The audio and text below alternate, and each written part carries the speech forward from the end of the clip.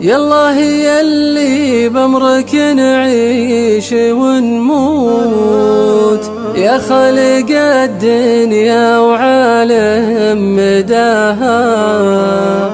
تسمع لمن يدعي وهو خافت الصوت، حاجات خلقك ما يضيمك قضاها.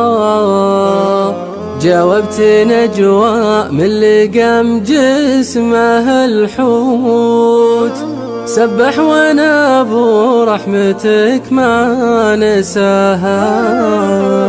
وتعلم ظنون الخلق لو كان وسكوت، محصي سرايرها ومدرك عطاها.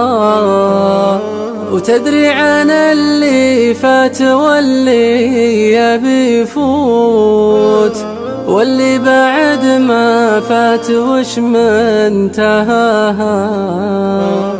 آمنت بك يا الله عن كل طاغوت، نفسي تبي عفوك وهذا هواها.